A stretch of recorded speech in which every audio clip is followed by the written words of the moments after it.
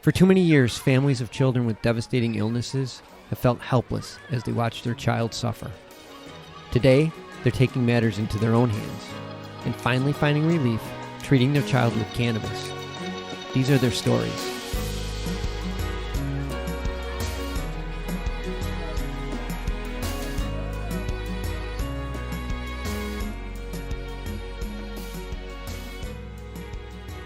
Welcome to another episode of Love and Cannabis. I am Nina Simmons. And I am Osiris Steffen. And we are the proud parents of Aiden Steffen. Hey guys, welcome to another episode. Hello. Today we have some great guests, a couple that I've been really looking to talk to because they're in a situation where, Nina and I have discussed about probably coming out with our own product and doing those things that they've done for their child as something that we wanted to do for our son as well, just to get into the industry, not just talk about it, but, definitely try to help as many people as possible. So today's guest.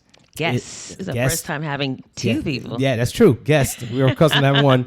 So we have Justin Benton and Mollie Benton, a husband and wife out in California, and their company is 101cbd.org. And I just want to welcome them to our show. Welcome. Thank you, guys. Thanks for having us. Yeah. Yes, thank you. And, what's so interesting is that when, a mutual friend of ours, Dan, had told me about you, Justin, and we shared such similarities in a sense of, we're trying to help our son, with their ailment and the fact that, with both dads, both husbands, and all these things that are going on that you have to deal with it day to day, I wanted to, hear perspectives from both of you guys and what you guys been doing, what got you to this point to really start this company and really trying to help other people as well. If you could share that part. Absolutely. As far as how we got started and, our backstory was, we had got a severe diagnosis from our son when he was around 2.5. Mm-hmm. And he, it's on the spectrum, or some people call it autism. It was a severe diagnosis. And so, we were just like any parent that gets that kind of news, sad and grieving and fearful and just, not knowing what to do. And then you go out to Dr. Google and research and everything that you can to see what you can do to heal your son. And we came across some research from the 70s, Dr. Raphael Mechoulam, who said, CBD helps with seizures and epilepsy. And so I figured, well, if it's a neurotypical ailment, which autism is, if it was helping with seizures, then why wouldn't it? It's worth a shot to help try it with autism. Yes. There wasn't any research about it. And so we did some growing out here, a high CBD strain out here in California. We had a simple cold extraction process like juicing an orange juice. And then our son was out at a pumpkin patch having a terrible time, tantruming under a bench. And Mollie gave him some a CBD oil tincture, and literally 5 minutes later, he's out picking pumpkins with his sister. The whole family sees it. Everybody was like, "What was that? What did you give him?" And that's when we knew we were on to something. And then, you fast forward now 6 years ahead, he's diagnosed off the spectrum. So neurotypical, happy, healthy boy. Congratulations. And, we were featured in a medical journal out of Columbia University. And it's been a blessing. And we've created 101cbd.org as a platform. So when other families come across health challenges, that there's education, there's hope, and sharing what works for us can hopefully work for them. And that's kind of how we paid it forward.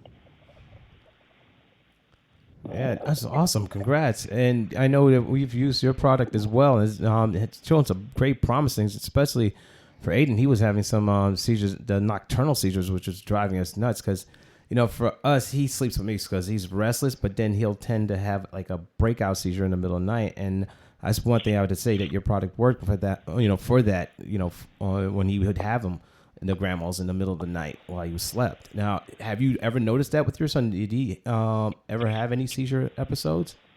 We never really had any. Yeah, we didn't have that experience, luckily. Okay.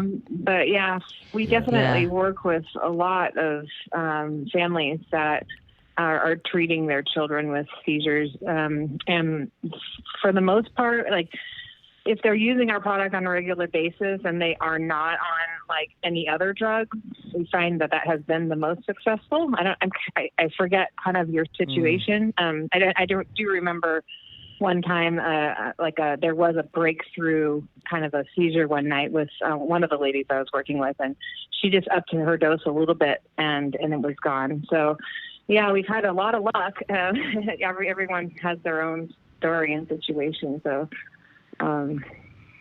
yeah, you guys, what is your story with your son in terms of, was it something that you guys had a breakthrough? Is that what you said?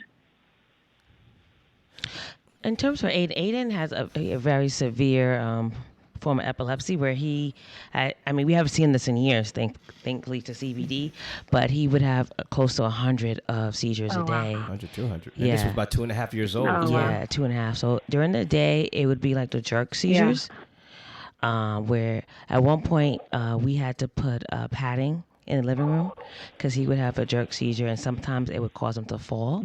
So that was during the day, and then nighttime he would have the big seizures. Yeah, the grand mal seizures. The grand mals when he slept. So he's about like 90% down. Wow. So it's huge. Like, he can function. He can go to school. He can play t-ball. He can read. He can read. He can write.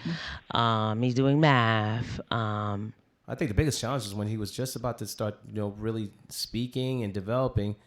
The seizures hit him really hard, and it stopped everything. His development just completely stopped. So I had to teach him sign language because I was home. I was a home dad at the time.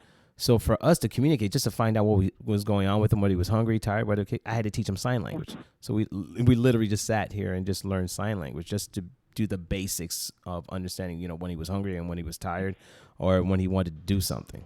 Yeah. And just to go back to what Justin was saying about how it does make a lot of sense on that children on the spectrum and have seizures, how CBD will work for both. For example, a lot of children with severe epilepsy have quote unquote like autistic-like symptoms.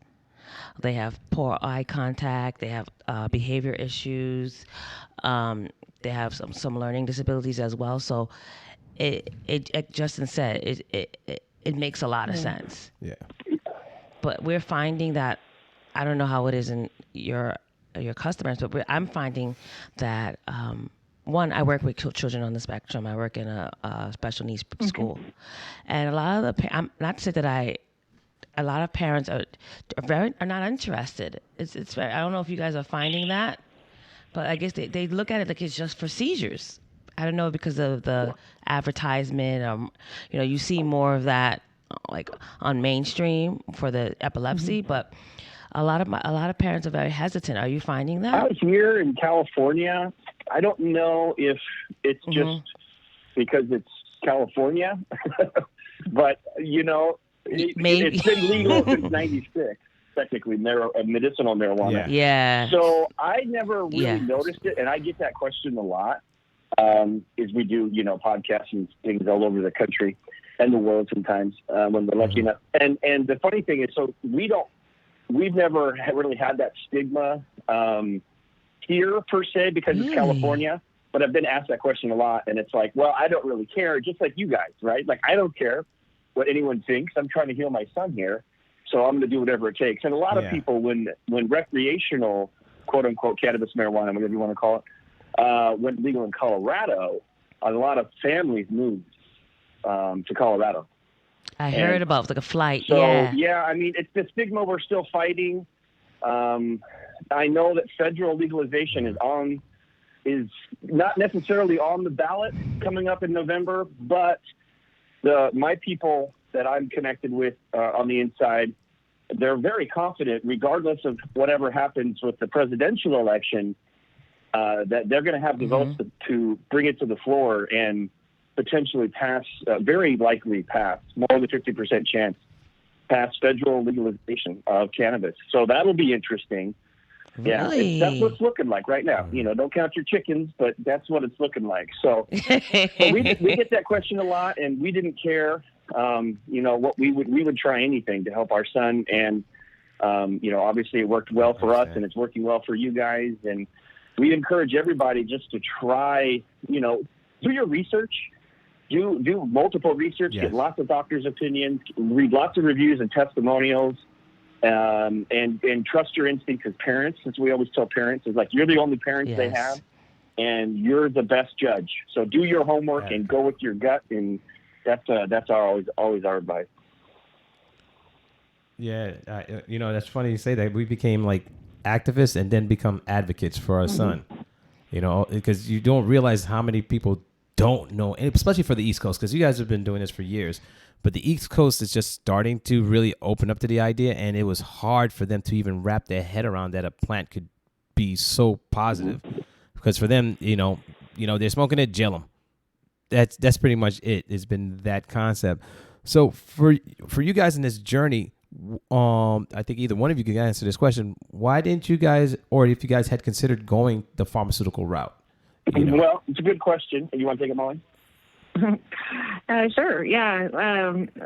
When luckily Justin's mom raised him very holistically, was into all sorts of different types of herbs for healing her children's and their own ailments when they were way before herbs were cool. And thank God for Grandma. Yeah, she definitely was a huge influence on just our general. I mean, I had that I went to Boulder, Colorado, and kind of got that vibe too. So we were kind of on the same page with that, and that we heard a lot of negative things about medicating, especially young children, and how it can, backfire and cause side effects and such. And so our purpose in the beginning was, let's just get therapy, and then let's change his diet, and let's do just the things that we actually have control over. And when we started to kind of see the results of the diet change, that was helpful. Therapy was really helpful. Luckily, Janet, Justin's mom, came and helped, teach him how to read and teach him, during all that time, we were like, we didn't even know what this kid would turn out to be, we were thinking he was nonverbal. He was verbal. And then we had a vaccine injury. And he basically stopped talking and all these things. So it was very sudden. And so all of a sudden we're like, wait, you used to look at the camera and smile. Now you don't. And, you used to respond to us, and now you don't. And you're totally in your own land. So what happened here? And so with all that, it was really sudden. And then, but we just luckily had the holistic background. And I think that shaped kind of how we went towards the raw CBD, the unprocessed version. It's just like, eating an apple versus eating, applesauce or a bar or something like that. You're going to get so much out of the fresh enzymes and the goodness out of the whole plant. And so the less that you can process it, the better. We found that we tested a bunch of different types of CBD, and we tried them on ourselves, of course, first. We want to make sure they didn't get us high. That stigma was there. I mean, I don't know, Justin maybe talks to some other people that are more developed, but there was definitely a stigma. I mean, most parents come in like a little gun shy, but they're ready for something that's, not pharmaceutical. And so we just luckily stumbled upon the raw version and we're able to just really dive into that. And it's been life-changing. I mean, the raw versus the decarboxylated for us, for our son, was very instrumental in getting him to really open up, to be able to focus, to be able to, kind of get back into our world and care about, people that are in it. And now it's just like, I mean, I can't even tell you the things day to day. I just keep saying, I need to start a blog or something so that I can express to people, like, yes. And what I know that when you guys find something that works, it's like you want everybody to know and understand that this can happen to your kid too. So, yeah, luckily. Yeah, that's a scary part. When you guys are out and about and you see other families and they have a child that you could just like say, that child could benefit from our product, because you can tell that, you know, they're either autistic or they're on the spectrum, like they're going through something.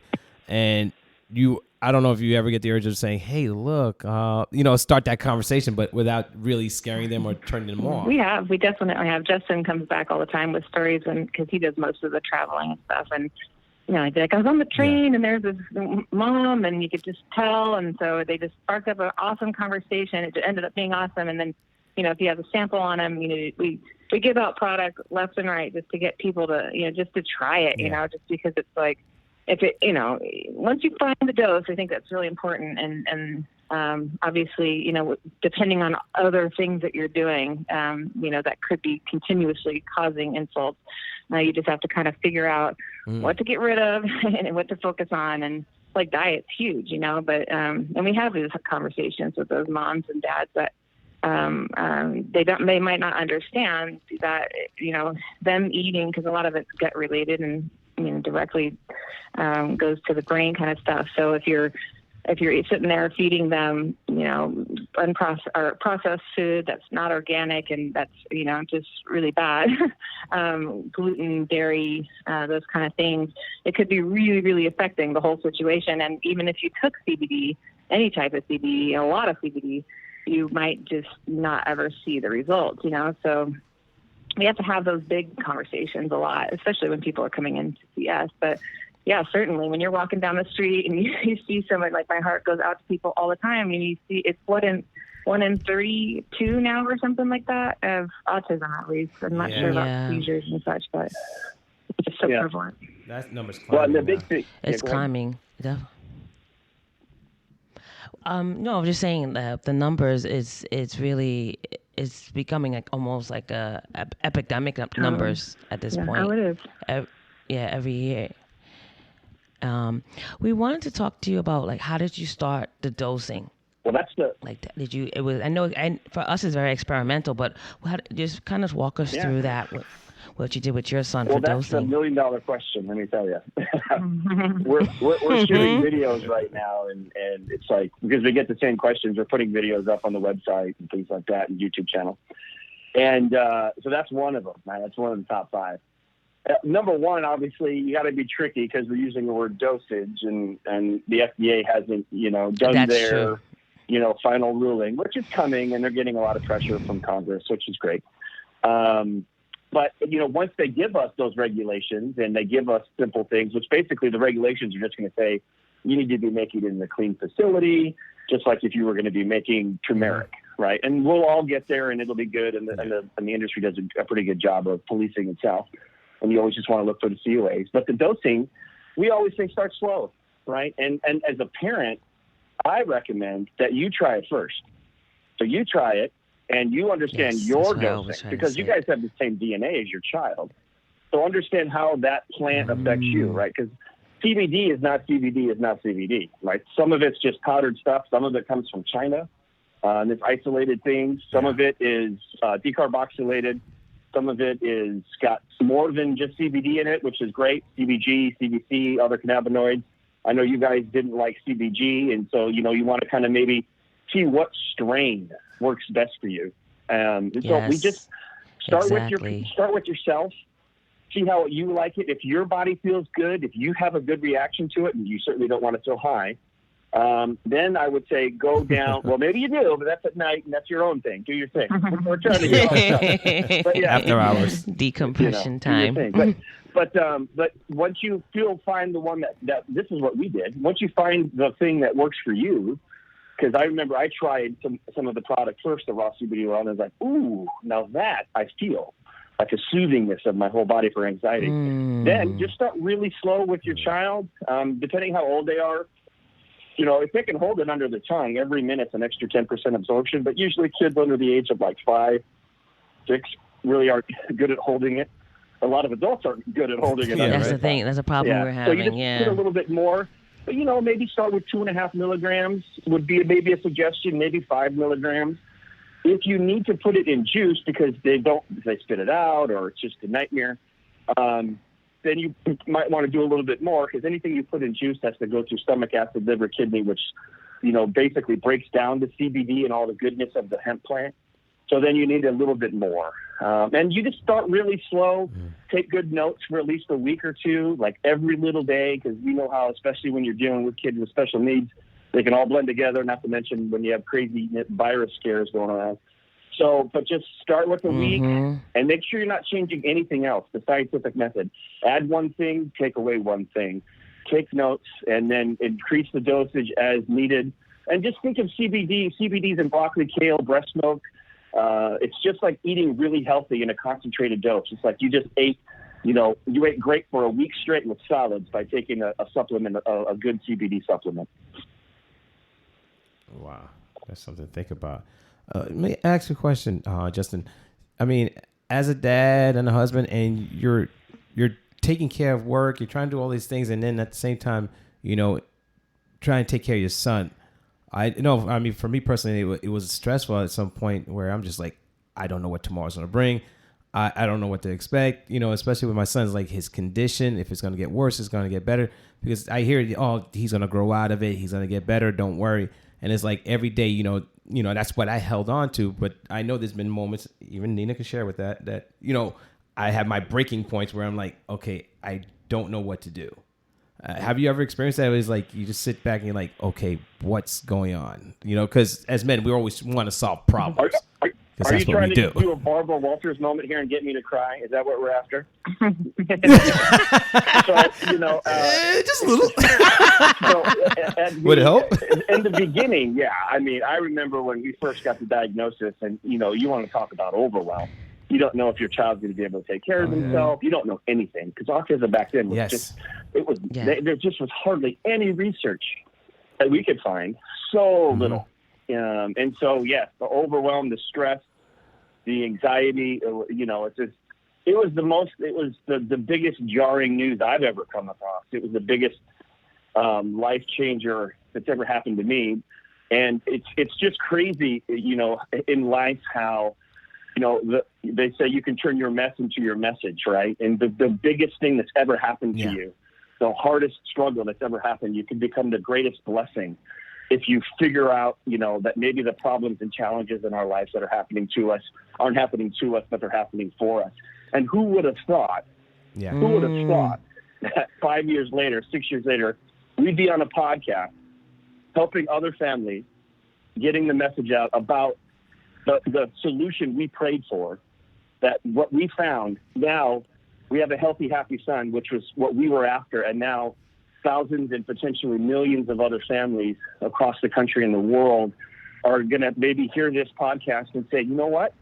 I think after hearing that, I'm going to give it a try, especially because these guys at 101cbd.org are giving it away for free. So, you know what I mean? Yeah. But I hear you. Yeah, we got to lose. It was really challenging and overwhelming, and it's a tribute to both Mollie and I and to you two that you made it through this, because a lot of families who go through this similar, special needs challenge don't stay together because it's so hard. No, you're right. It is. It's funny because Nina and it's not really funny because it's kind of sad, because we had talked about it in our last episode, that out of the 50% of the marriages that end up divorced, 90% of those have a child that has some type of disability or ailment. And it's like, and we've had that experience where we had our breaking point where it's like, I don't think we're going to make it. We literally looked at each other and said, we are at our breaking point, because it was nights we weren't able to sleep. We didn't know, it's just like we didn't know if we were coming and going. We didn't know what day of the week. Sometimes we didn't even shower. It was like, it was so crazy. And we looked at each other and said, I don't think we can do this. It was like, honestly looked at each other and said, hey, this is too much. This is not what I thought I signed up for, in a sense of the marriage or dealing with a family. It's like, this is new. Yeah. And I think for us, it was really no marriage. It was more just Aiden and two people trying to help him. It wasn't. We didn't rarely went out just to two of us, and the intimacy was very low because of the depression and not knowing what's happening. So there really wasn't, a marriage. It's just friends, just living together. It was two roommates taking care of a kid. And we go through that. and how did you get through it? Well, I think it's in progress. It was work It's still daily in progress. I think we gave up the part on the intimacy. Just said, okay, we'll just work together. We have this partnership. We work together, and we just realized like we have no choice. This is about him. We can work on each other when we have time. When we have our downtime, a friend of mine recommended that we do like one night a week. We do wine, sit down and just relax. But it turned out to be bottles. Yeah, hear that. Whatever gets you through the night is John Lennon once coined. Yeah, exactly, right? Yeah, so I think the COVID has actually helped our relationship too. Yes, I think it did because it forced us to be together because we had nowhere else to go. So we had nothing to run away to. I was nervous though. I didn't think we were going to make it. I really thought. I thought we were going to call 911. But I think it put us in a position like, okay, let's sit down and figure out what we can do. I think the biggest problem between the two of us is that we're so competitive. We want to be the one to like try to help our son. So we come up with ideas and it's like, well, let's do my idea. No, let's do my idea. So we would go back and forth and saying, well, whose idea is going to work and which one we're going to try. Yeah. For me, as a woman, I would get more emotional. Yes. About Aiden, like say Aiden has a bad day, or all of a sudden I just get freaked out. Like Justin was saying, like the future, like what's gonna happen to so you get kind of freaked out, and I would get emotional. And Osiris can't take emotions like crying and stuff like that. He can't take. Well, you make me sound like a bad guy. So he'll get more upset. I'm not upset that you're upset. I'm just that I'm just kind of like even keeling. I have to think things out because I'm very analytical. So I have to look at it, and I see her get all emotional. Then I get triggered to be emotional, and I don't want to because I want to like at least stay grounded. Have you guys ever experienced that, or do experience it where you like, okay, one person has to stay grounded, the others I can let it all out. We definitely both handled it in very different ways, and. I had to be, maybe TMI, but too much information. I definitely hit a point in my life when we got the diagnosis for him. I had to change my life. I actually gave up drinking, went into a 12-step program, and had a lot of success. I had to do that because I knew I needed a clear head to be able to go through whatever the hell we were going to have to go through with him.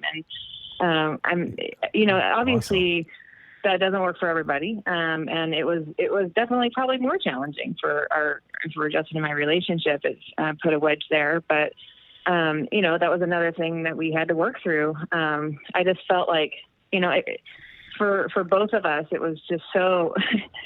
Justin obviously has the more, bring home the bacon, let's take care of, and the problem solver kind of thing too. And then I was kind of like in the trenches, like doing the things that were like, going to the therapy and kind of the day to day of and trying to, well, do we just go with the system? Like, do we go send them to the early intervention center? And we tried that route and it didn't work, and I actually met this mom recently who has a son who's 12 and he is on the spectrum, ADD, those kind of things. And he went through the system, but basically did exactly the same thing that we were going to do. And she, ironically, is now has just finished 1 year of sobriety. And so it's kind of how I met her. And, she didn't get sober in the beginning. Her kid's 12 now. And it was almost like oh my gosh, this would have been my life if I didn't get sober and if we went through the system. And it was so like eye-opening and her son is, he's really wonderful. Like he was easy to be around. He was talking, he was playing with my kids. He can't read. They have not been able to figure out how to teach the child in the system. He still has major behavior issues. Apparently, I didn't see them that day, but she has a really hard time with him. And anyway, it just was like one of those. Everyone's going to handle it in the way that they are, and everyone has a plan, and there's someone's looking out for you, and has a plan for you. So I just feel like in those moments when you come across those really challenging times, whether it's between you two in a relationship or these challenging diagnoses with your children or whatever it is, you just like, at least in my estimation, if you can do more to like get yourself, like, you know, they say on the airplane, put the oxygen on you first, and before you can take care of the other kids, you know. It's like it was really eye opening, and I just feel like, you know, we both handled it, I feel like, as well as we could, and now, you know, we're on our fourth kid, about to have a fourth one in September. It's wow, oh my God, congrats. But you know, we're making it. We're getting through it, and you know, it's definitely been a blessing. I feel like now looking back and seeing how well he's doing, and yeah, he's not normal, typical, or whatever you say, but he's a wonderful blessing. Means, yeah, and he's added so much to our lives that we would never have been where we are today without it. So it's been.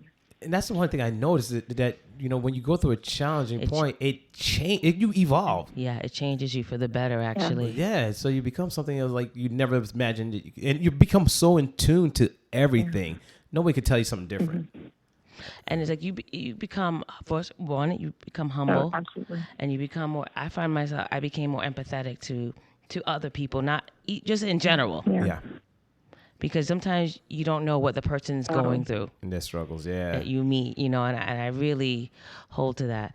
And getting back to what you were saying, that putting the oxygen on first. So with me, I just started going to therapy because I'm like, you know, I'm not, I could be a better mother if I get certain things that in check.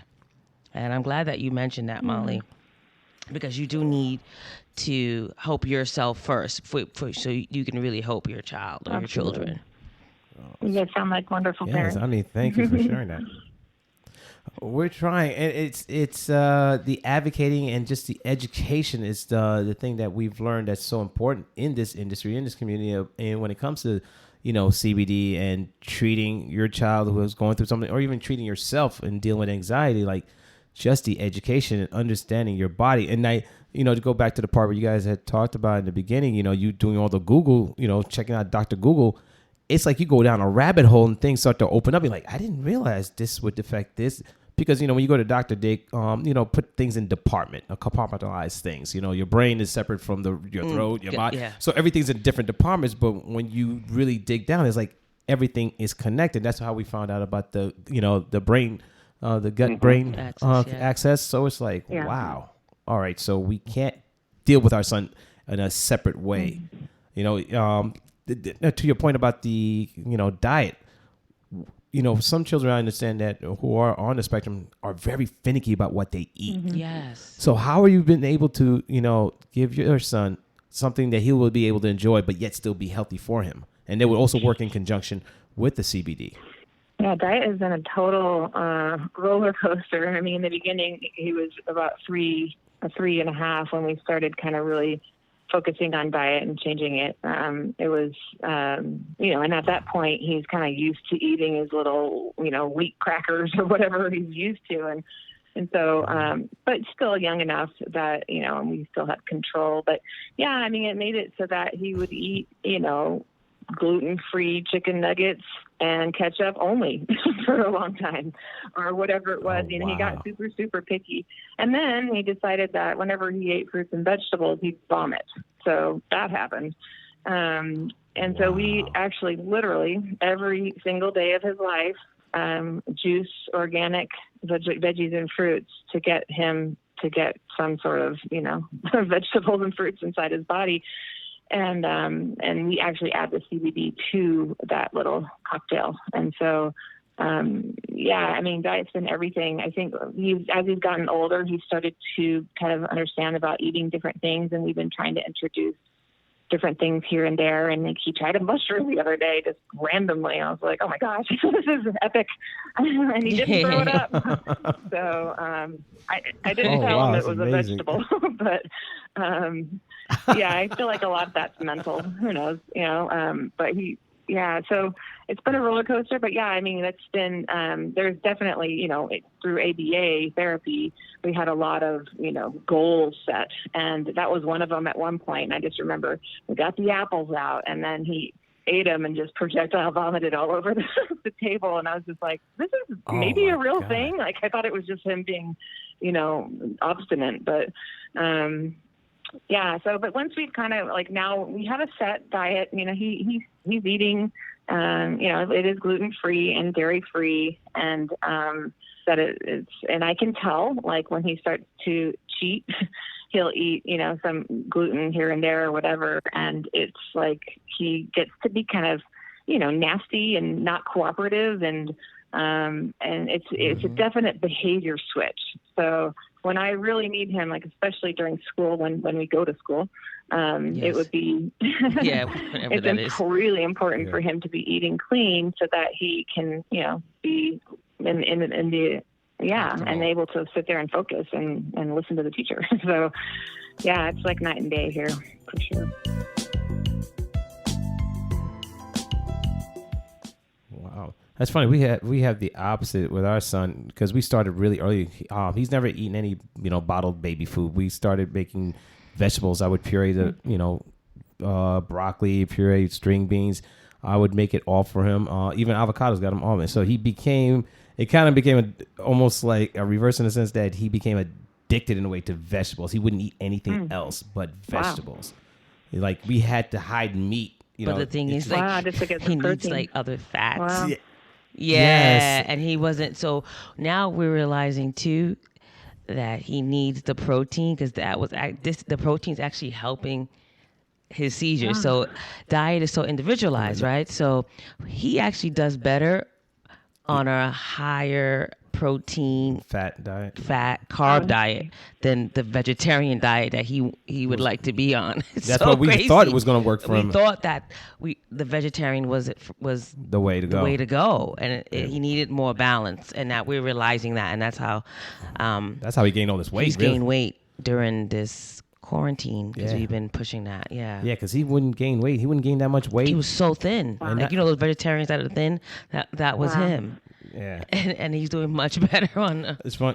We took him to the doctor. They were like saying, he seems malnourished. We're like, what? Yeah. Like, no, he's eating, but he wasn't eating enough of what he should be eating. The more proteins and more carbs. To get the well balanced diet. I mean, the kid would cry for spinach. Right? Like, what are you gonna do? What a dream! It's like the first thing he eats. Yeah, right. The first thing he eats on the plate is a vegetable. Like. You don't know what to do with that. His teacher was like, I've never met a kid like this. So interesting. They have such different, tastes and stuff. And I know this kid that he basically eats blueberries and blueberries only, and it's just his thing. But he won't eat anything else. It's so hard on the parents, because you're like, this is not going to sustain you. So exactly, because even though it's healthy, but you need you need more. So how was he when he originally started taking the CBD? Because I know it can be a very the taste. Taste is tough, especially with ours, because it's raw, and it basically is CBD-A, which is an acid. And so before you process it, you lose the A when you process it and heat it up. So the A means acid, and it actually has a little bit of a bite. So if you're in the 600 milligram, 800 milligram range, it shouldn't be too bad. But if you swallow it directly, you'll get a little bite in the back of your throat. Usually people that leave it under your tongue, you get enough saliva so that when you actually swallow it after the 5 to 7 minutes, you definitely don't get that bite. So, and a lot of the CBD-A has been absorbed into your body, so you're not having to swallow it. But, for our son, he's 8 years old now, and we still flood his juice with it. I was just trying to calculate how much we're doing. I think it's about maybe about 400 milligrams a day. It's quite high.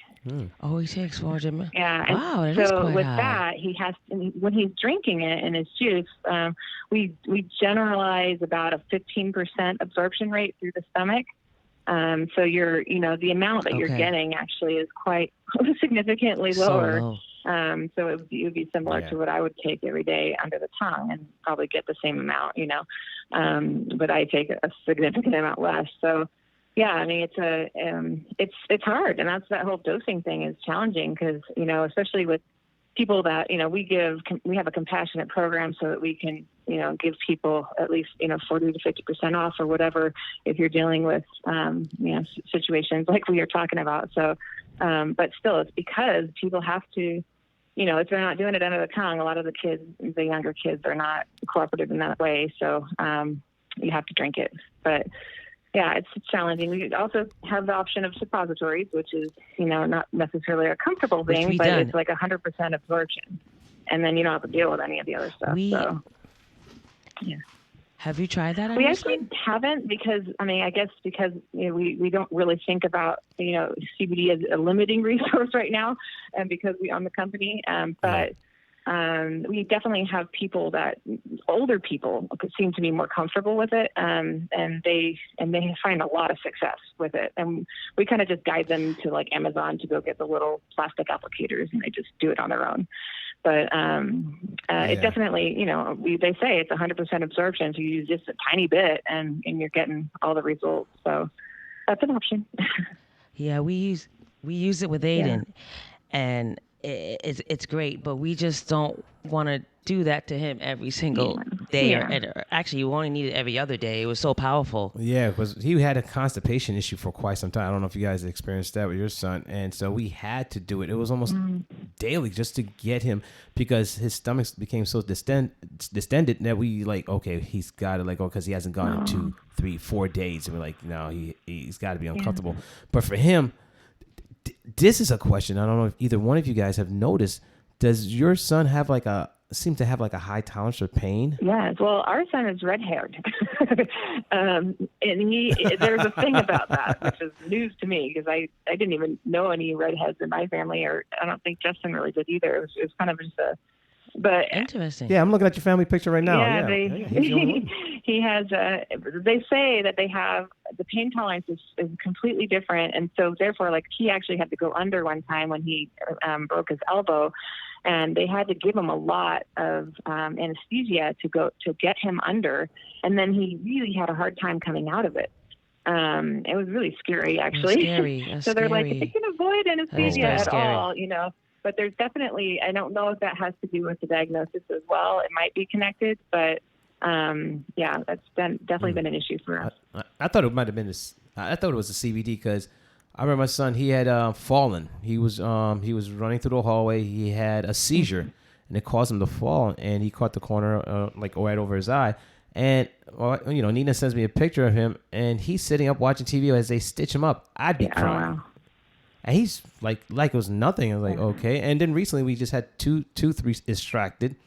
He didn't flinch. He didn't cry. And the doctors were like, well, that's strange. We never had a child not cry. Even because he's on medication, he has to have blood work done every 2 to 3 months. We go in, they draw blood. He doesn't flinch. And they're like, never seen that before. Wow. They've never seen a kid just get the blood drawn. So that I was wondering only if it's the CBD has, I don't know, dulled. Calming. Well, I think I don't know if it's so much calming or dull the nerves. No, it definitely is helping with pain and anxiety, which are two of the things that, I feel like, whenever we used to go to the dentist, we had a lot of teeth extractions too, unfortunately. And so it's in those absolutely horrible experiences, the CBD, it was the only thing that could calm him to the point of where he would actually sit in the chair. Gas never worked on him. They tried the calming drug before, and that wouldn't work on him because we didn't want to put him under because of our last experience with him getting the not coming out of it that well. So, it's definitely. I think the CBD is certainly helping with the overall, lowering of anxiety and then the pain. That's what it does. So. Oh, wow. Now, for Justin, you doing a lot of traveling. What are you seeing out there in the market? Because I know I've heard stories that there's a lot of crap. There's a lot of snake oil salesmen. But are you seeing any companies that are really on a cusp of something great, or are you just seeing the same old, same old? Well, as far as the CBD companies out there, so there was the 2014 Farm Bill that passed, which was the same year that Shay got his diagnosis, which allowed us access and the ability to grow hemp in our, essentially our backyard or with farmers we work with out here in Ventura County. And so it was a different time then. And everybody that was in the industry was kind of we were all experimenting with hemp, and there's some people that have history back to the 1990s and kind of, working with companies like Vote Hemp and Eric, who's there, and then there's like Patrick Goggin with California Hemp Council out here. And so there was a lot of people that were kind of already in that space. And there's if you've ever heard of NOCO, there's the conference out in Denver every year, which got postponed. Like there was a small community. There was like a couple dozen people, right? That was all because it was hemp and it was industrial hemp. And then CBD came along, 2013 with Sanjay Gupta and CNN with Charlotte Seegi, rest her soul. And, so everybody that was in the industry was, like all about hemp and all about the plant and all about, goodness and all that. So when the 2018 Farm Bill passed, then all hell broke loose because it was the next green bubble, cannabis, green rush, yada, yada, yada. And the investment bankers started showing up at the NOCO. I think it was NOCO 5 or 6 I was at. And I was like, I don't recognize guys in suits. You guys see them on Wall Street out there in New York. We don't see them in the cornfields out in the mountains in Denver where NOCO is. Anyways, and so it changed. And the money came in, and then it became like, ooh, this is a bubble. Let's make some money. And, flashy websites and, celebrity endorsements and Kardashians. And so it became a lot of sizzle. And the state kind of got lost in the mix. But fortunately, there's, the people that have been around for a while. It still is probably, I'm estimating somewhere around 4,000 to 5,000 CBD companies. With regulation coming and this, roller coaster economy we're on right now, my hunch is we're going to lose about half of them by the end of the year. And then it's, there's going to be some consolidation. There's going to be some people that say, okay, this bubble's too hard. Let's go try another bubble. Maybe hand sanitizer. And so, there's still great companies. My advice to everybody would be just like you buy anything, right?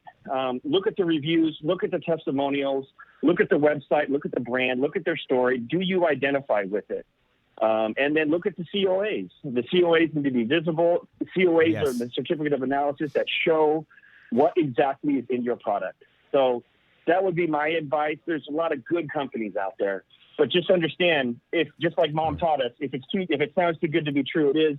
If you buy the bargain basement stuff, you get what you pay for it. Sometimes you got to pay a little extra for the good stuff because, that's where the wholesome and the tender love and care goes into making the product.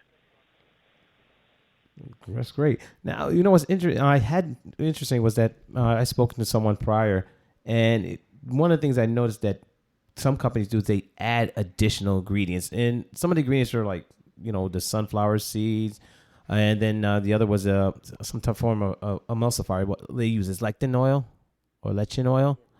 Now, one of the things that we found through our experience prior to using your product was that it would trigger seizures for Aiden. Because we've used their product before, everything was fine. Because we also did some experimenting in a sense of mixing oils up to see if we get the right, that right ingredient, created by using it. And then we get a new batch and we use it, and it's like, wow, what happened? He's starting to have seizures. What's going on? And luckily, we paid attention to details. Nina looked at the bottles and just trying to see what changed, because we tend to keep the bottles too, just in case. And we noticed that they had added lectin, and that was the only difference.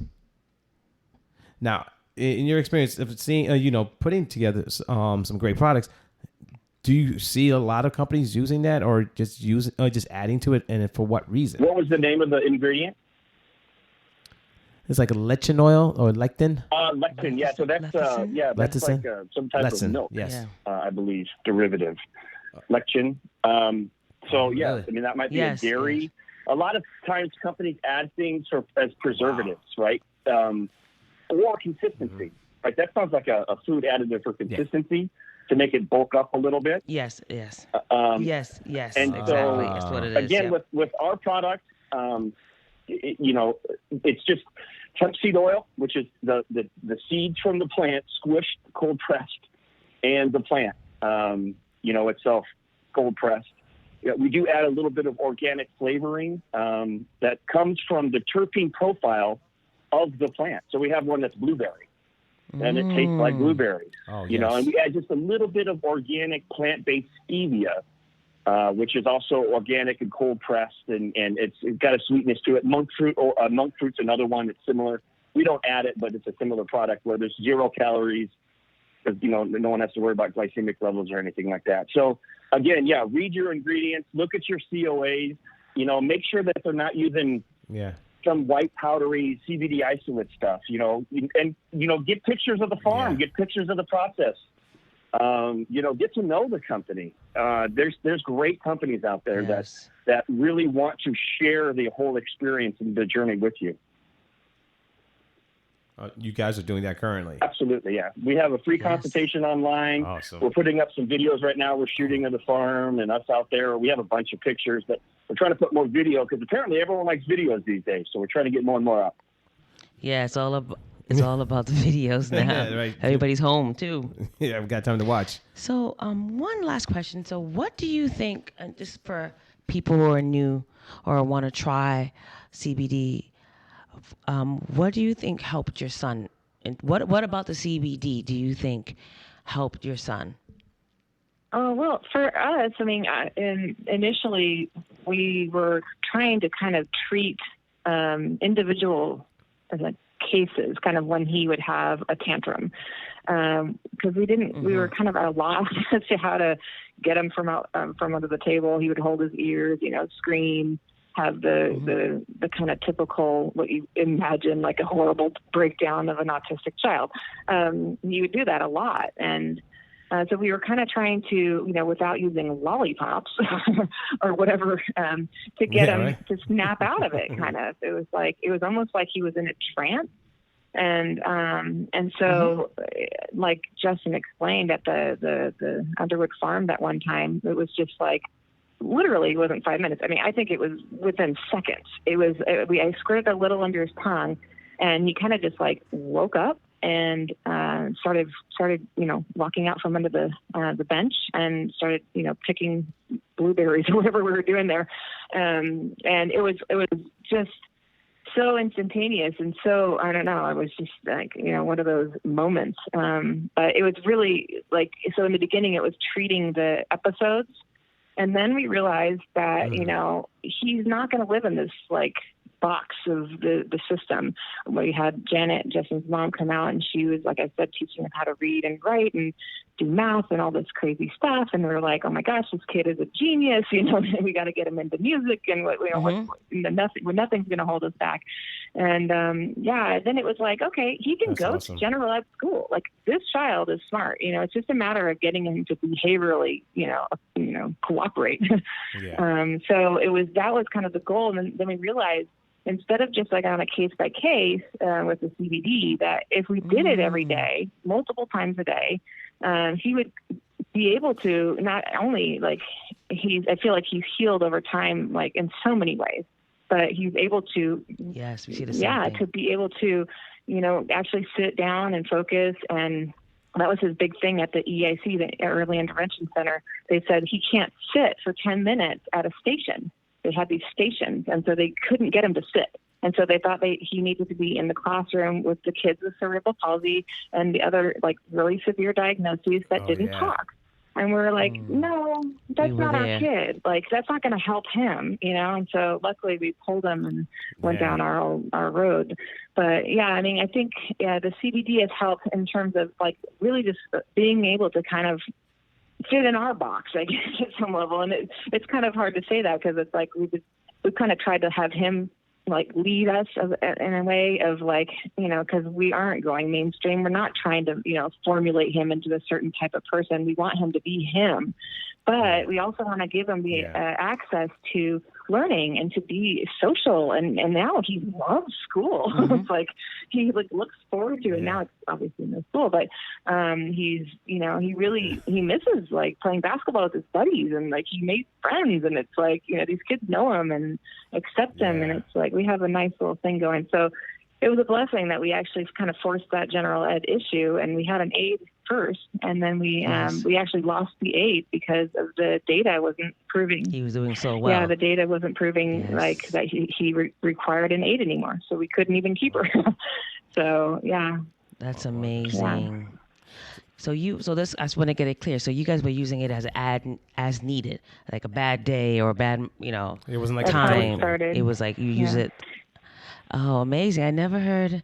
That's the first time I'm hearing someone using it that way. It's very interesting. So how many times a day do you give we actually split it up into 2 doses now. He used to have issues with sleeping, but he doesn't. So we kind of just, we don't do the evening dose. So it's basically in his morning juice and his lunch juice. And I'll tell you, it was like, it was kind of, he went through a period where it was hard to get him to finish that juice. And now, I don't know if it's just an awareness thing or he's connected how he feels after he drinks that juice, but he is like, Mom, make my juice. If I'm not up early enough and I'm not making his juice, he's mad. And so, and if we leave it at home and when we go out somewhere else, it's an issue. He feels that connection. I believe that he understands how it makes him feel and he likes it. So it's great. That's awesome. Well, how do you guys balance it though? I mean, being full-time parents and then also running a business, like how do you guys do it? Do you guys like split up the duties, or is it just like you guys naturally know what you guys got to do? Yeah, it's a hard one. Definitely, we've been working together as a couple. We've been we've had other businesses in the past, and we've met at work. That's how we met, and so we've always kind of worked together.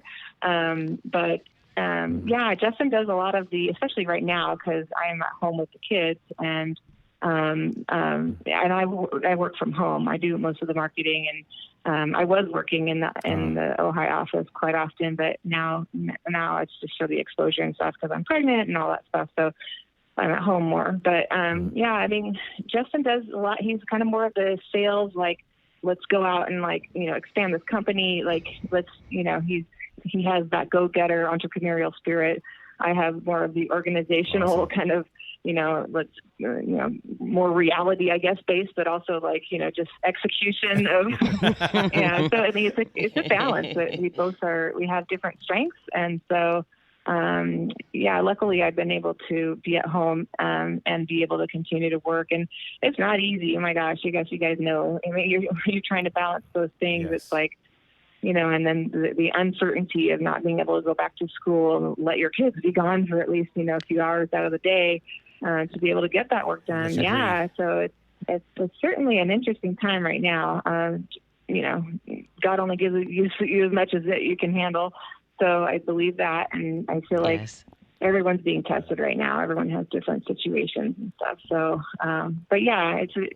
it's a hard thing, and I wouldn't put it on anyone to go through all this without the aid of something. And I promise you, CBD has helped more moms and dads of kids with, severe issues. And I feel like, that was a big thing for us as we realized this is not only helping him, but it helps us. It gives us it takes the edge off, and without having to really go down the getting stoned route.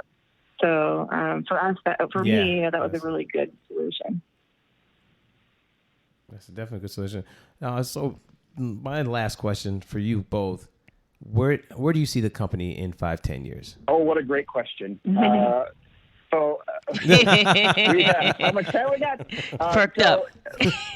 my sticky note, on my bathroom mirror says, serve 1 billion people by 2025. And whether that be by products, whether that be by them watching videos, whether that be by them receiving hemp seeds from us in the mail with videos teaching them how to grow it in their backyard.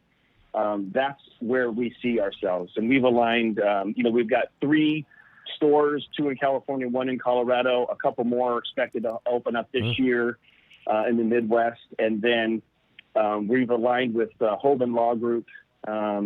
And, Bob awesome. Is, he's all over the world and jumping on planes and I sit shotgun next to him whenever I can. And that way, when he's going down to Latin America or he's going to Asia, as these new countries are kind of watching the U.S., the U.K. starting to make some real ground-breaking things coming out in March next year. We're looking to expand and open distribution centers. Again, our whole mission is to pay it forward.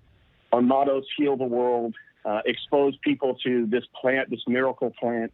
And not only can it help people with medicinal purposes, it can be used as a food. Hemp seed as a protein is the best protein on the planet. It literally represents breast milk. It has all 21 amino acids in it and the perfect ratio of omega-3s and omega-6s for any country that's impoverished. this could feed. For any country that wants to get off petroleum-based plastics, this product, this fiber from the hemp plant, will give us U.S. manufacturing jobs. Already in cannabis alone, there's been over 200,000 jobs that have been created through just cannabis in a couple states that's, quote unquote legal. So again, our mission is to pay it forward, educate, just like you guys are doing, bust through the stigma, show everybody. And a lot of other countries already know how great the hemp plant is and the cannabis plant is. And just let them try the plant, and see what they can do for them. That's awesome. I wish you both the best of luck in doing that. And I see you guys doing it because, your purpose, your why was your son. And now it's just spreading the love pretty much because it's from love. Yes, that's the best part about. Yeah. And I had told someone this. I said, for my wife and I to get involved, that plant literally empowered us. It empowered us to be able to stand up to certain institutions like, your medical institutions who want to pump medication down your child's throat, and saying this is going to work, knowing that it'll harm them. Or even like you guys had to fight for your child's education, like this is not the right setting. These are things we want. Before that, we would, my wife and I, we would like, okay, we'll go with your recommendation. But because we went on this journey with this plant, it literally empowered us and made us an advocate and a voice. Yep, absolutely. And I appreciate this industry. I appreciate, individuals like yourself for what you're doing because it just let us know that, we have a choice. Yeah. Yes. Absolutely. And we're just so blessed to go the right way. So blessed to be, to call hemp cannabis our partner in this journey. And what an amazing miracle plant it is. And thank you guys so much for having us on, and we really appreciate it. And I would just let everyone know, again, if they want to try the product, head over to the website, shoot us an email, 101cbd.org, and say, hey, I heard the podcast. We'd love to try it. And send us your mailing address, and it'll be in the mail free of charge for you to try it. Definitely. Yes. I can't wait to post it. I love the picture you guys sent. It's a beautiful family. I can't wait to see the addition that's going to be there. It's a beautiful picture you guys have up of your family. I wish you guys all the best, and thank you for what you guys do. Really do appreciate what you guys do. Thank you for having us, and keep fighting the good fight. And can't wait to meet in person one of these days. I know you come out here to LA. I met you, Osiris, but meet more of your family when I get a chance. We met in LA. Oh, yeah, definitely. We'll bring Aiden around. Let those two guys go at it and let them run around and beat themselves. That'll be fun to see. I can't wait. All right, definitely. Thank you guys, and have a great night. Thank you again. Thank you. Bye-bye. Bye-bye. Bye. Thanks for tuning in another episode of Love and Cannabis. I'm Osiris Stephen. And I'm Nina Simmons.